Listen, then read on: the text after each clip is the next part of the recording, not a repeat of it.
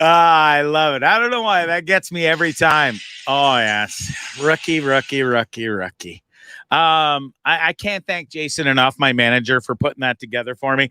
I think it's such a great little intro, and that laugh at the end. Who the hell laughs like that? Oh yeah, me. Anyways, how the hell are you? It's Bondzee. It's Bondzee Live on Tripping with Bondzee and the Dean Blundell Network. So thankful for that. Shout outs to a few people before I even get into this show because these are pretty funny and too good not to pass up. My boy, my buddy Malaka, Andy Safaris, sent this to me over the weekend, and I love it. He was off work for a while, and thank Christ he's back to work because he had way too much time on his hands. He learned. I think I'm going to actually hire him part-time to do some of my thumbnails and Photoshop stuff because he's getting pretty good at it. And then there's that one, of course. I actually had to laugh at that one. I don't have that much chest hair, or at least it's not that dark. And I think my titties are a little bigger, actually. So... and they're certainly not as nice as that beautiful lady's next to me, but good on Andy. It was a fun weekend. And listen, it's awesome having friends that stay in touch and send me stuff like that and keep me entertained on the road because it's been lonely since my son Brad left. Who is producing the show in the background tonight? Say hi, Brad. There he is. What a beauty. Fuck, it's been lonely. I am not gonna lie. So thanks to Andy Safaris and stuff for that. And I think Clay sent me one too. Yeah, there we go. It says, "Hey Bondzee, how you doing?" And listen, I love that because the look on that dog's face is just priceless. And it's like legit that, listen, maybe I've spent too much time on the bus alone. But I really felt like that dog was saying hi right to me and looking at me and said, hey, Bondzee, how are you? How are you? I'm okay. Michael Thornton, thanks for watching. To everybody else that's tuning in, we got Fernway Rick. I can't wait to talk to Fernway Rick. We're going to have to set up an interview, dude, because unbeknownst to me until like, I don't know, 4 or 5 days ago, I had no idea that you were huge in the music industry, traveling around Lollapalooza, this and that, and whatever other tours with major bands and rock stars as a sound engineer and like a top one. Let's go. Come on. That's crazy. So you must have a million stories, and I know you do because you said you're looking at writing a book. So anyways, I'm going to have you on the show real soon, and I hope you're okay with that. Even if you're not, you're still going to come on because that's what you do. Listen. Before I move on to and start the show, I hope everybody's okay in Barrie. Holy shit. I have a video right here, actually. This is how sophisticated the show's getting. I haven't taught the producer how to do this part yet, but so I'm going to do it right now whilst I talk to you, but you have to check this out. This is crazy. Where is it? I might be even posting me. Oh, right here. Okay. Boom. Folks, this is scary shit. I don't know. Maybe you can't even hear it, but it doesn't matter because all she says is, "Oh my God, oh my God, oh my God, oh my God," a million times over and over and over. But as you can clearly see, this is pure destruction. At first, when the video first started, I thought they got broken into or something, and a bunch of thugs did some thuggery and destroyed their house. No, they don't even have a roof. They do, and wait till the end of this video, and you'll see the pure and utter destruction. Actually, it goes on for quite a bit. I'm going to take it a little further here. Oh, right here. Sorry. Okay, so she's just about to step outside. Look at that. Look at that. Just like that. Boom. Shit's still flying around there. Like, can you imagine? I have never, thank Christ, I've never had to live through anything like this. Touch and go a couple times where it was real close, but to actually have it happen, man, oh man, that footage right there is just, it's shocking. It's shocking. And it happened about literally 12 minutes from where you live. Oh, I can't show this right now. Hold on. Oh, how do I stop this? This is for later. You can't. Oh, that didn't show up, did it? Dude, okay, so that happened. That storm happened like 10, 12 minutes from your house, right? Yeah, yes, it did. Luckily, my mom and I, we were driving while it was happening. The rain just started coming down really hard. We didn't get hit with any tornado, anything like that around where I was. Luckily, just heavy rains. It was coming down really good. But yeah, Man, oh we man. were safe up here. Well, I'm glad you were, because I couldn't imagine, being all the way across the country, actually. Yeah, And that haven't happened to you in the neighborhood where you lived. I mean, it would just be those pictures. That video was scary, dude. yeah, And I couldn't anyways, imagine. it's Prayers out to all those families and stuff. That's crazy. yeah. So I hope there's no deaths. I hope everybody's okay. But that literally only just popped up in the last hour, so I didn't have a lot of time to deal with it or research it. But I did get sent that video, and some people I do know in that area have already marked themselves as safe. So take care to everybody in the Barrie area. And I guess guys have been having some crazy storms there, so everybody's got to take care. Heed the warnings. If they're coming, get to the basement. It's a number one rule, right? So, anyways, be safe, mister. And I hope all my friends are safe out there as well. Whew. Okay. Yeah, tornado hit there, Fernway. Rick, that's in Barrie, Ontario, Canada. Michael Thornton, a tornado hit South Barrie today. Yeah, crazy, scary. Your photographer says, "Good day, sir. Welcome. Thanks so much for watching, buddy. I appreciate everybody watching on the DLL Network, as well as my Facebook page and my YouTube channel, Tripping with Bondzee." So listen, I was so proud of myself. I had a show written out for 2 nights ago. Would have been 2 shows in 4 nights, which after 2.5 weeks off, people would be like, "Holy shit, look at this guy go." Anyways, it turned out it's not because I didn't pay the bills, Wade. I know Wade was giving me shit on Twitter and some other people, but I just simply ran out of data, which is crazy because I have a lot, okay? And the only reason I ran out is simply because Brad was here and there was 2 of us because the new plan kicked in the day that Brad got here. Just it worked out that way. It was crazy. And so that entire month went by. I almost made it 3 days shy, and it cacked out. Anyways, one of those weird things that you can't add data to this. It's this little device right here. Okay, I don't know what it's called. Alcatel. Okay, it's run through T-Mobile. So I call up T-Mobile and go, "Yo, your device cacked out this morning. Is it wrong with the billing or what's going on? Did I run out of the 100 gigs, which I hadn't since I've been here?" So I was thinking that's probably not that. Anyways, I was right. I did run out of the 100 gigs, which sucked, but it is what it is.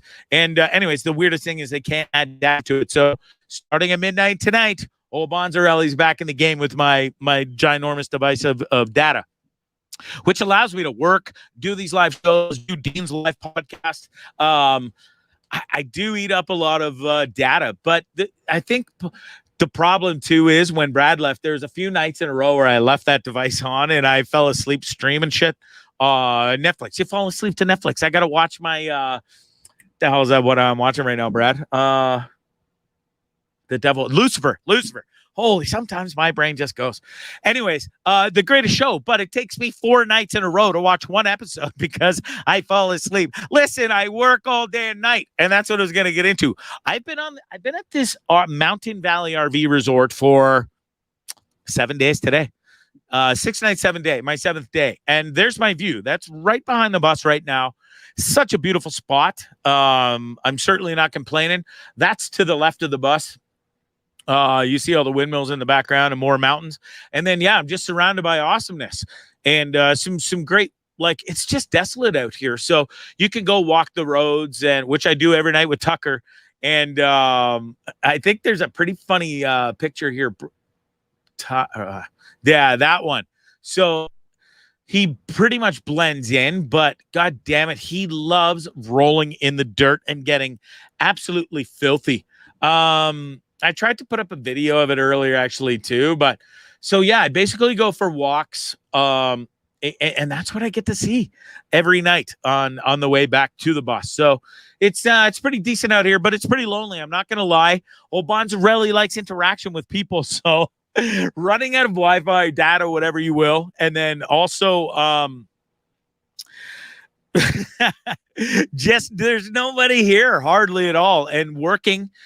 I was so far behind in scripts because of Brad being here for 2.5 weeks.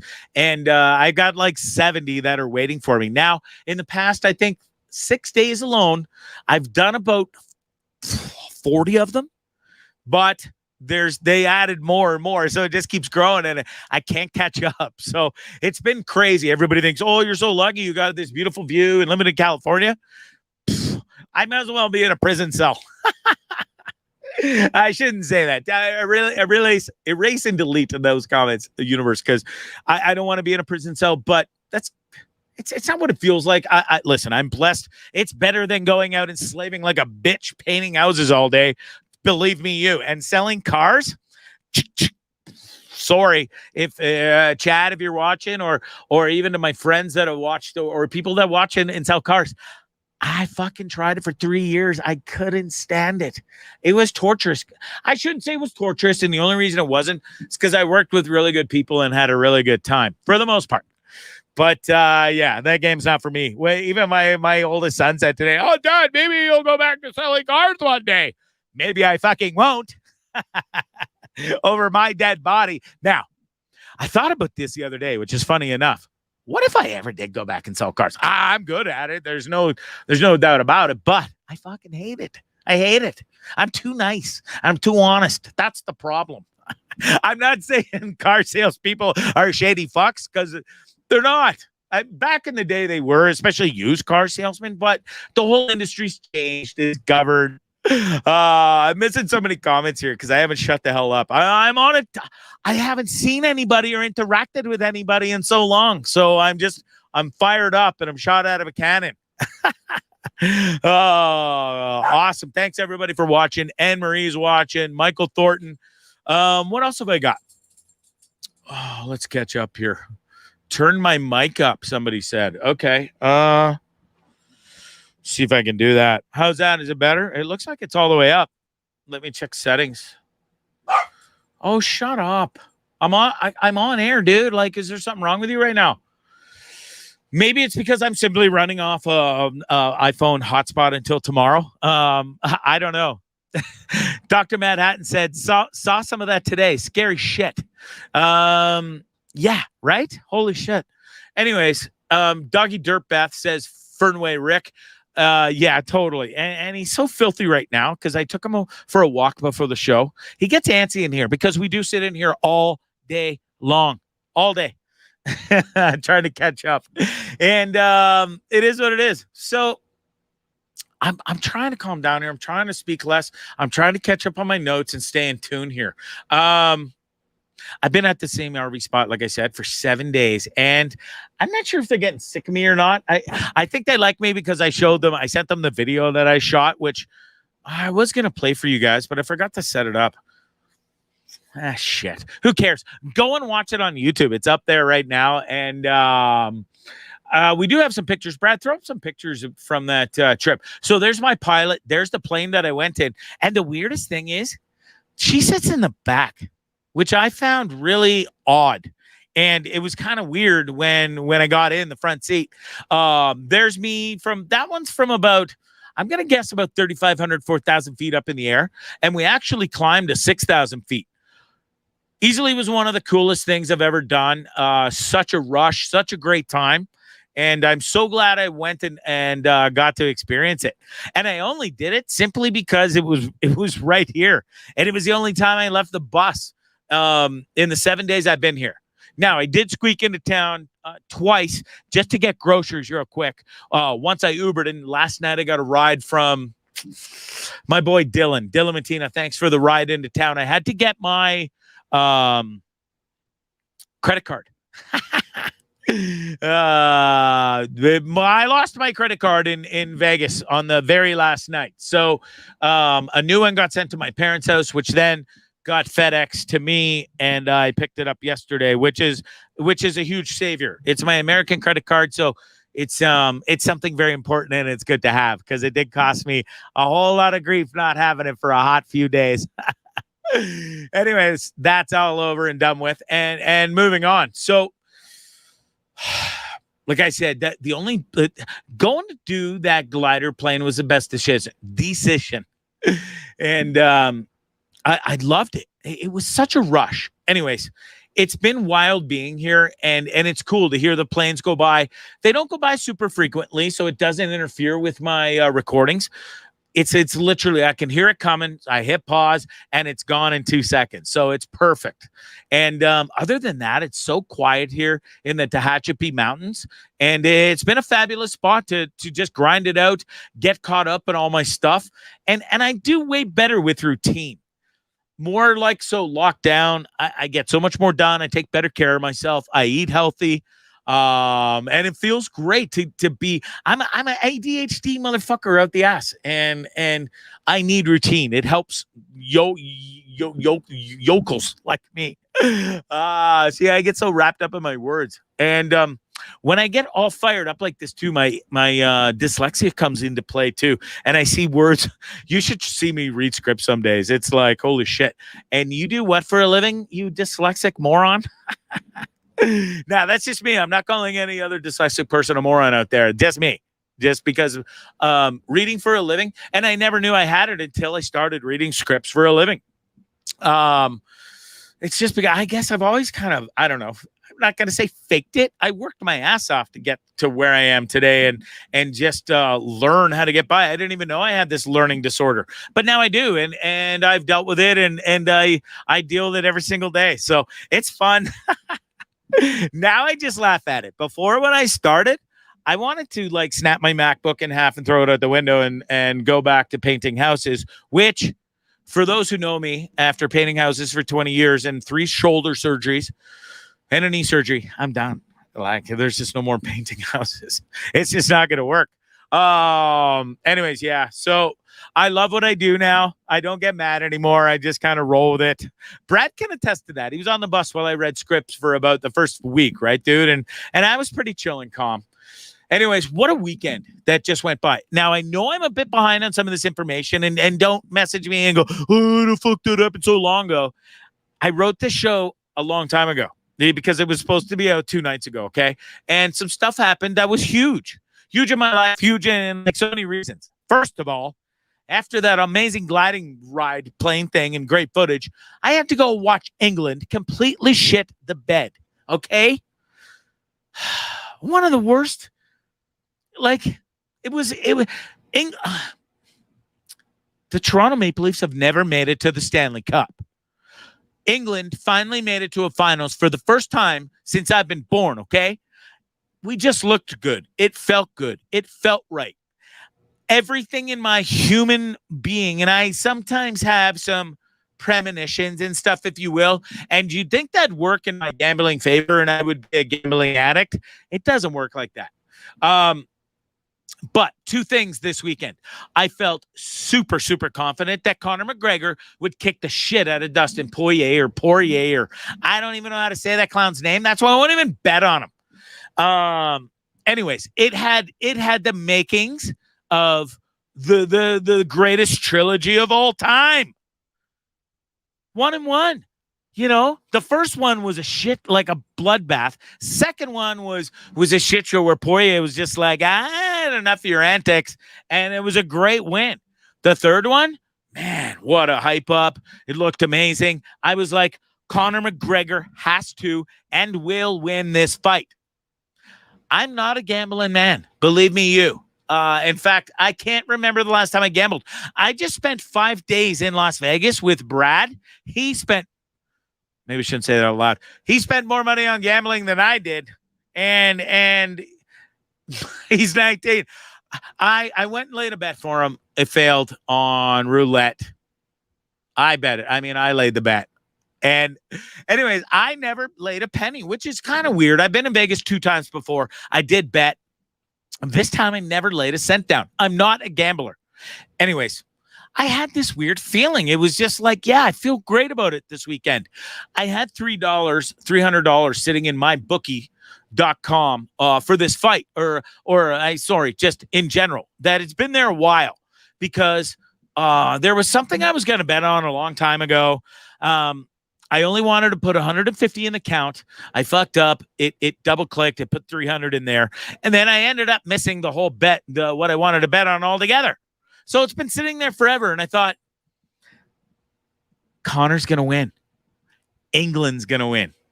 So I was all proud as punch, just like kid in a candy store, $300 sitting there, just burning a hole in my pocket. I'm like, well, it's already been there for months and months. And it's not like I've missed it. So let's go. Let's go. I'm going to win some serious money.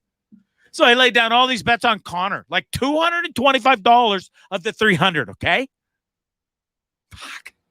And then 125 on England winning.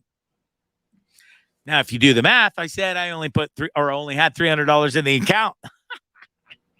This numpty felt so confident, about my betting prowess this weekend that guess what? I added 100 more, or I think $75 more into the account. So, which brought it to a cool 375 for all you mathematicians out there. Guess what? Lost every last fucking penny. I'm so glad you can laugh about it, Bondzee, because I'll tell you what, I wasn't laughing on the inside, but my boy here, who saw this coming? Like legit, okay? Nobody saw Conor McGregor snapping his goddamn leg in half, literally, at the very final, 2 seconds of the first round? Oh my God.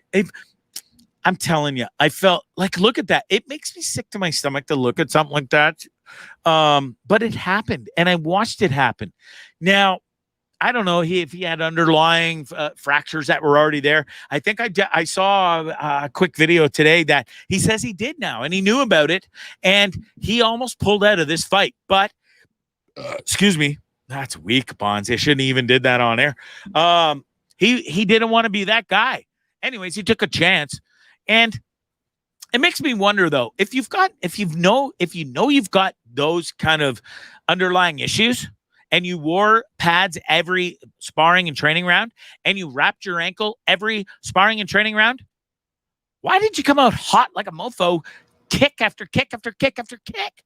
Now, it did some damage. I thought it worked pretty good, but how'd it work out for you? How'd it work out for me? Not so good. I fucking hate losing money. I hate gambling. I'm never gambling again. Wait. I'm never gambling again after the last $40 because I didn't spend it all. I renege on what I just said. I didn't lose every last penny. I have $40 left on my bookie. And I don't know. I'll wait for something weird to come along and I'll bet on it and see what happens. And maybe I can double or triple my money. But that's the only time I'm going to bet again. I'm never putting more money into it. I don't like gambling. Okay. I'm glad the mic's working better. Thanks, Wade. And Dr. Manhattan, Josh, thanks, bro. Couldn't agree more. He says, yeah, gambling, fuck. I can understand why people get fucked up over it. Like watching Connor break his ankle and knowing instantaneously, poof, there goes $225. That sucked. And then the rush was still there because I'm like, well, I still got England tomorrow. They're going to win, no problem. They're going to beat the Italy. Good save, Bondzee. Tomorrow, like on Sunday at the Euro finals. And I was so confident. I'm like, if you win that, you get your money back, all of what you lost today. So all's going to be good in the world. Go and do the amazing glider flight. I'm feeling good. I'm watching the game. We scored 2 minutes in. I'm like, we're not losing now. We're not. Then what do? A whole complete 180. They dominated the Italians, dominated the second half, made us look silly, score late in the second half, take us to, as soon as they scored, I knew it was penalty kicks. And I'm like, we're fucked. We're fucked. This is what happens when you're a Toronto Maple Leaf fan and an England fan. Time after time, year after year, painfully after painfully, you just deal with it. It sucks. And it happened. We go to penalty kicks. It's looking good at first. And then my boy hits the post. As soon as that ball hit the post, I knew we were losing. Now, I didn't know that it would be in such dramatic fashion of sending out two poor kids, and the last one being 19 years old. This poor kid's 19, and he goes out and he's got the weight of the world, England, on his shoulder. It's if he wins, if he makes it, he's a hero. Only for a second, because we still have to save the next shot, I think. But if he misses, we're done and we're over, and we're fine. What does he do? He misses. Wasn't even close. Anyways, it was horrifying to watch. And that feeling that I got of knowing that I lost both of my bets with what I consider big money. Some might think it's big money. Some might think that's a fucking joke, dude. $100, $200, not a big deal. Well, in the grand scheme of things, it was $400 fucking dollars, and it sucked balls. Anyways, that's gambling. That's why I don't do it. I suck at it, and it is what it is. So there's that weekend, over and done with, and I lost a lot of money.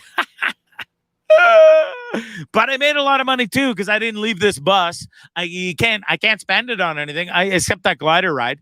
But literally the bus is loaded with food, so there's nowhere to spend the money that I've been making hand over fist with reading these scripts day in and day out. So everything's gonna be all right in the world, but it is one of my biggest fears and of money. I fucking hate money. I had this conversation with my kids today. Brad's nodding his head in the background. Money worries me. And listen, I'm not rich. I'm not filthy rich. I'm not poor, but I'm on a budget, and things have to happen. And it's been a roller coaster. Then there's unforeseeable things on the road, as always. And it is what it is. Dito NCO Joe says, Greg Bond, what's good, brother? Everything's good in the world, man. I'm living the dream. I'm in California in the mountains, having a great time, reading scripts, barely leave the bus, making money, and just kind of I've had a great time. It's almost been 4 months on the road, got to see my kids, and everything's good. So that's one thing I need to keep telling myself more and more every day, because I'm my own worst enemy. And there's a few people that know that. Dean, Leslie, my kids. I beat myself up, and I don't see the fucking awesomeness of what I do every day, and how it keeps growing and growing. Being on the Dean Blundell Network now, the attention I've got from it, so much love and attention from so many new followers from there. It's been incredible, and I'm so thankful for it. And one of these days, I'm going to take a step back and look in the mirror and go, "Good for you, buddy. Good for you." Right now, I haven't, and I will. I just don't like being behind. I don't like money. Okay. And I'm almost done paying my old man back for the bus, because it's a long story. I mean, for those of you who don't know, I came down here with every intention of paying for the bus cash outright, and my bank fucked me over. My old man had to wire me cash. God bless Kenny. You're the best. And because I'm down here, I've had to wire him $3,000 a day, because it's the maximum you can do, for like 2 months, 3 months now. It's been insane. It's stupid.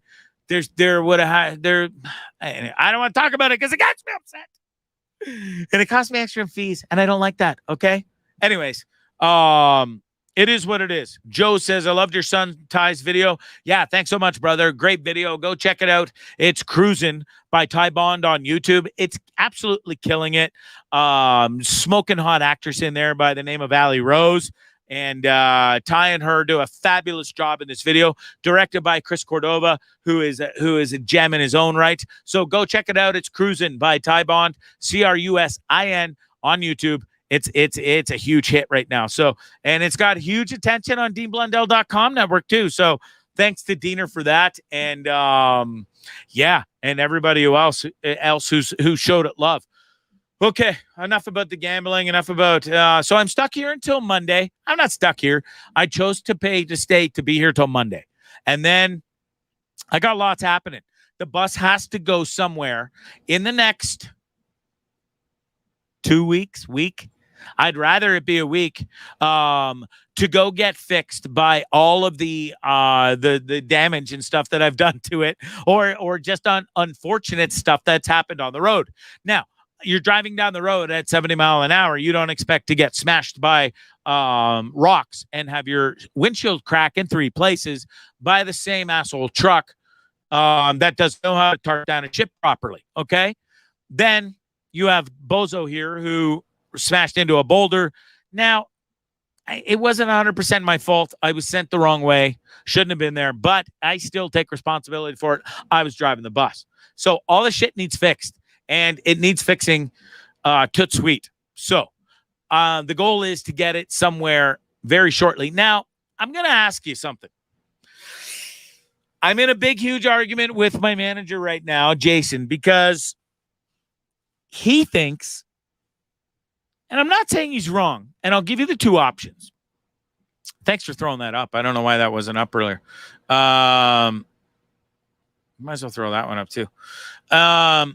Jason's mad at me because the bus needs fixing, okay? And I want to take it somewhere in California where it's convenient. It's where I am, and get it fixed. All of it, you know? I literally want to take it to somewhere where insurance is going to send me, or I pick, and then insurance covers it, gets the stuff fixed. And meanwhile, I take off to Nicaragua, go and travel around, do my voice work, and create more great content down there, and travel around Nicaragua a little bit for a couple of months and film it all and continue on the Dean Blundell Network with amazing stuff, right? So anyways, that's doable. It's coming. I'm working on it. Okay. All this stuff takes time. I'm waiting on insurance to give me the thumbs up of where to take it, or just to say, okay, yeah, we're good. And then I can take it to the place of my choice. Now, Jason wants me to drive all the fucking way back to Arizona, Phoenix, Arizona, 7 hours. Now, here's the bonus of that. The guy that he's sending me to is top shelf. He is not Prevost prices. Not that I'm paying, but there is some things I'm going to have to pay for. This guy will 100% take care of the bus from start to finish whilst I'm traveling, doing my thing. And then it's no secret, I'm going to put the bus up for sale. I don't want to travel around anymore. It's not all that it was cut out to be for me. Not alone anyway, not without a crew. And I can't afford a crew. So it's just not working out the way I foresaw it, but I still want to stay in LA. I'm going to live on the bus somewhere around the LA area until I sell it. And I want somebody, this bus isn't meant for sitting. It's meant to be driven and travel and go and see, the USA. I'm just, unless I get some major sponsorship that's going to continue to pay me to do this, the bus is being parked and sold. And I'm not sad about that. It's been an amazing 4 months on it. I've had the best time.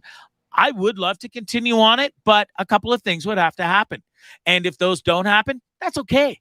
I am willing and dedicated to stay in the LA area to try and make it in the voice work industry here.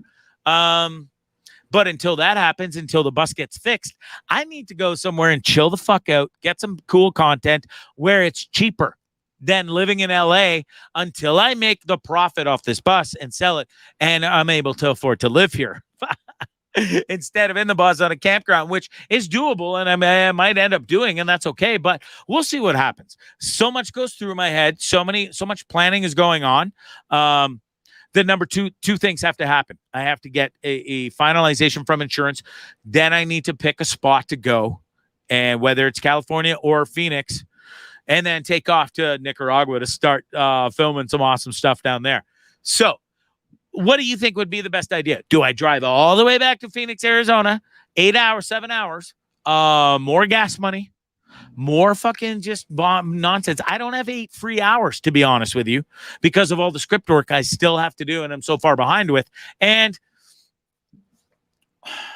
But it is a good it's a good idea because the guy is trustworthy, very highly recommended, and I know the bus will be safe. I don't know that so much in the LA area, but there's got to be somebody out there that knows and has buses here and has got them fixed and left them with. So, anyways, I need to figure it all out. I'm working on it. It's been a thorn in my side for this past week and an argument back and forth with Jason. So I'll figure it out. We'll see what's happening. And so many great things to come though. I need to get out of this area though. I need to go film some more content. I feel locked down here now. So we'll be here for the weekend. Then it's Adiosville, and God knows where I'll end up, but you'll be the first to know.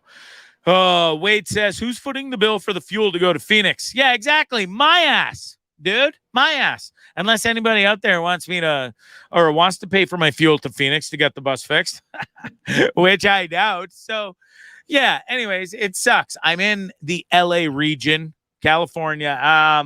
There's 4 spots that were recommended to me today by a fella that's in the know. And now it's up to me to do the research on them tomorrow morning and figure out what the best idea is. Either pick one of those 4 or drive my ass back to Phoenix and then figure it out from there. The only problem is when I get back from Nicaragua, I have to fly to Phoenix and then drive all the way back to LA because that's where the new gig's going to be, I hope.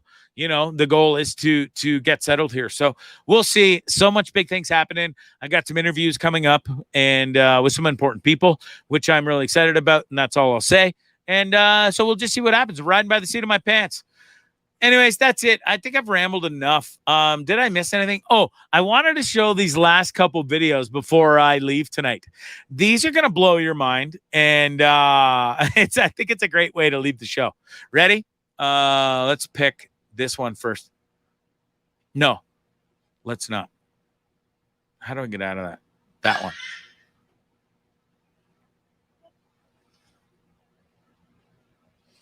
Okay, you guys get to see this video. Hold on. It's coming. I'm going to play this a few times. Check this kid out. Oh, why isn't it on the screen properly? Hold on. I'm going to remove that. Let's try this again. Stop screen. Sorry. I know this is riveting shit. Share screen. That one. Why won't it share? Okay, here we go. Hold on. Let me try again.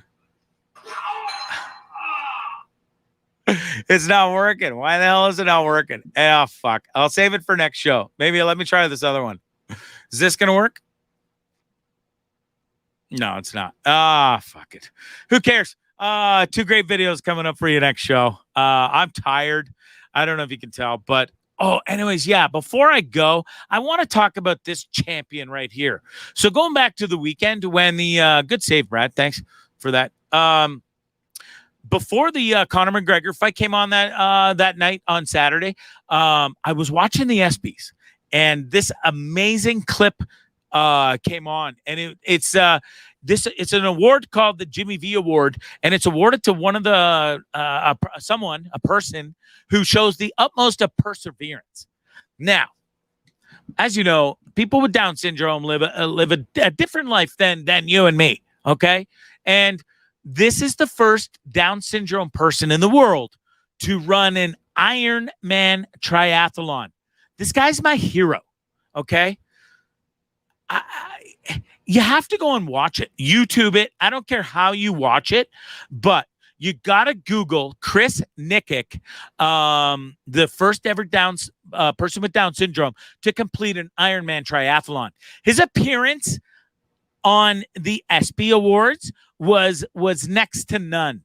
His confidence, his just everything about it. The story that they showed leading up to him coming out on stage to accept the award and doing his speech, I dare you to go watch it with a ball in your eyes out. It was like heavy shit. Anyways, I please go and watch it. I encourage you. His name is Chris Nickick, Nikic, and he's an amazing human being. Even in my best shape, that I was in 4 or 5 years ago when I was running half marathons. That's all I wanted to do. That was enough. Ironman triathlons with Down syndrome? Fuck, are you insane? Good for him, man. Like, man, if you need an inspiration every single day to get up out of bed and be a better person or feel better about yourself, please go watch this, because it really did change my boo-hoo fucking I'm alone on the road. I get lonely some days and I worry about money and this and that, but even watching that today and making a part of the show made me realize that, holy shit, I'm pretty lucky and I'm pretty blessed. And I encourage each and every one of you to go watch it and be a better person. Okay. And I don't, and however that may be, whether you decide to do this or do that, or change this or change that, go do it. Tomorrow's a new day.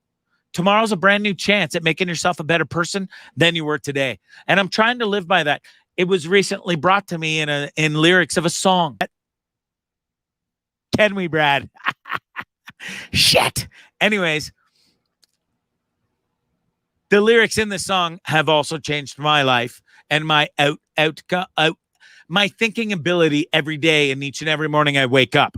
So I encourage you to be a better person each and every morning you wake up, and try and do something cool that day, or work towards something that really might not have been on your radar, because each and every day that you do wake up is a brand new day and a brand new chance at life. Okay. Because it can be gone in a second. Look at the goalie for Columbus Blue Jackets. Lost his life on July 4th because of a goddamn firework. So, folks, you never know. That's why I'm doing what I do and why I live a different life than a lot of people. I've lived enough lives for 3 people, and I feel pretty awesome about what I'm doing and how I've done it. So no regrets. There never is. You always got to look forward. You never look back. That's the show. It's Bondzee Live on Trippin' with Bondzee and the Dean Blundell Network. Thanks to everybody for tuning in. Sorry about those last 2 videos. I'll get them up. They're killer, especially the little kid. He literally kicks the shit out of his eye. I'm assuming it's his dad. I wouldn't fight this little kid right now at 47 years of age either. Anyways, that kid's going to destroy some people coming up in the future. I'll play it next show, which is when? Maybe even tomorrow night. We'll see. Catch me on the Dean Blundell show tomorrow. I got bumped today. It was a last minute thing. I'm always accommodating. Dean's cool with me. So yeah, tomorrow, catch me on Dean Blundell. Just after 3:00 Eastern Standard Time. I'll be making an appearance on there tomorrow. It's always good times, good laughs. Dean seems to get the best out of me, and that's why he's the best. So super thankful for him. Thanks for joining me on the Dean Blundell Network, Facebook, and Trippin' with Bondzee. You can catch me on @Bondzee Live, TikTok, Instagram, and Twitter. And I'm always usually posting stuff on there daily of all the nonsense that I'm up to. So anyways, it's been great, and I'm having fun here. It's been nice, like I said, to just get in a routine. I wish there was a pool here. It's hot as fuck. But I finally got to do laundry today. They weren't even letting you use the laundry facilities because of COVID here. This is still one of these, I don't know. I guess they're still having a bit of a problem in and around this area. So they have to adhere to some guidelines. Anyways, I was like, listen, I've been here for 7 nights now, and I need to do laundry. And the owner was so nice because I did an amazing gliding story about their place, which is co-owned. It's the same owners, and they loved the video. I sent it to them, and she came over to the bus today and knocked on the door. And, thank you very much for that nice video. She's not English. I'm just used to mocking my mom. I don't know why I went an English accent there. Anyways, she loved the video. And they let me do laundry in the facilities today, and I was told to tell no one. So don't tell her that I told you, okay? Cripes. Anyways, that's it. Thanks for watching. You guys are the best. Have a great weekend. Might see you tomorrow. I'll definitely see you tomorrow on the Dean Blundell podcast, and I might also see you back on Trippin' with Bondzee tomorrow night for another show because I got stuff to talk about still. All right? Love y'all. Thanks, Brad. You're the best, and I'm going to teach you how to do the other videos too, so that I don't have to worry about this and do 18 things at once. All right. Sounds like a plan. Love you, pal. Stay safe. And you as well. All right. Love that kid. just go and enjoy your Thursday night, what's left of it, and I'll see you tomorrow. All right, peace and love. Pip, pip. Oh, I got to get back.